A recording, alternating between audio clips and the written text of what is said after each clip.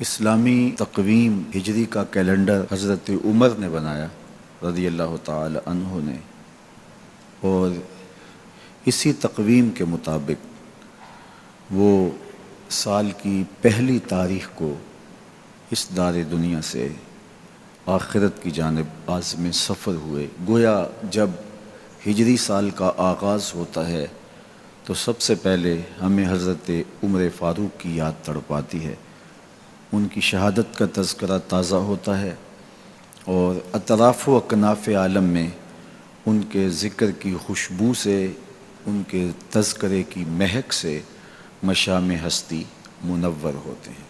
تو یہ نئے سال کا آغاز ہے، ہم نئے عزم کے ساتھ آگے بڑھیں اور اپنی صبح کا آغاز صلاۃ التہجد سے کریں۔ تہجد کے لمحے اللہ کی رحمتوں کے نزول کے خاص لمحے ہوتے ہیں۔ میرے بزرگ فرمایا کرتے تھے کہ باطن کی صحت کے لیے تہجد کی نماز بہت ضروری ہے، اور جسم کی صحت کے لیے صبح کی سیر بڑی ضروری ہے۔ تو یہ دو چیزیں جو ہے وہ بہت ضروری ہے۔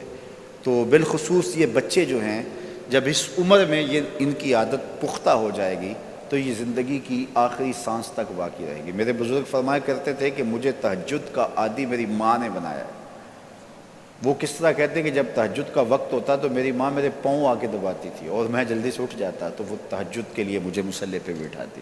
اس کے بعد نماز فجر ادا کیجئے، اور سورۃ یاسین جو شخص اپنے دن کا آغاز سورہ یاسین سے کرتا ہے، سارا دن اس کی حفاظت ہوتی ہے شیاطین سے، شریروں سے، شر سے، گناہوں سے اور بہت سارے معاملات سے، اور نادیدہ حملوں سے، بہت کچھ چیزوں سے اللہ تعالیٰ اس کو محفوظ رکھتا ہے۔ تو سارے سورہ یاسین کی تلاوت اپنے معمولات میں شامل کر لیں۔ نماز فجر کی ادائیگی کے بعد آپ ہلکی پھلکی ورزش ضرور کیجئے۔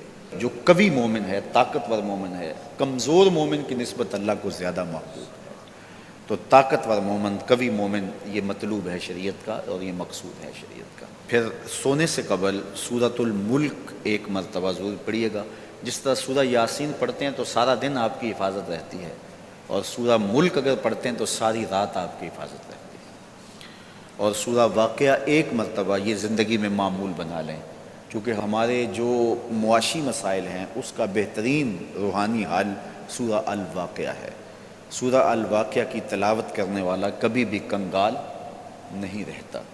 میں جب بھی اللہ کی توفیق سے یہ محسوس کرتا ہوں کہ ادارے کو وسائل کی ضرورت ہے تو سورہ واقعہ کو زیادہ پڑھنا شروع کر دیتا ہوں، تو اللہ خزانہ غیب سے مدد فرما دیتا ہے۔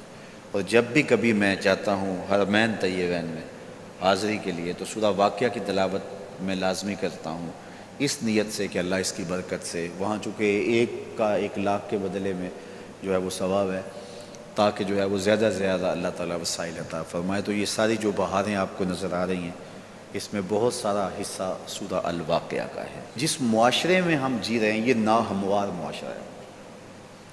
یہ ہمارے خاندانی نظم ہو تو وہاں بھی عجیب سی بولی اور عجیب سی لینگویج ہوتی ہے، اور ہمارا دیہاتی کلچر بھی، ہمارا شہری کلچر بھی، وہ بھی عجیب سا ہوتا ہے۔ اسی طرح جو ہے وہ یہ ہمارے مدارس کی، مساجد کی دنیا بھی، یہ بھی ایک الگ کائنات ہوتی ہے۔ تو اس میں بھی مخصوص ایک طریقہ کار ہے اپنے مد مخالف کے لیے اور اپنے مد مقابل کے لیے۔ تو اس سے ہٹ کر کے جو ہے وہ جو شریعت کا مقصود ہے اس کے مطابق ہم نے اپنے قول و عمل کو مرتب اور منظم کرنا ہے۔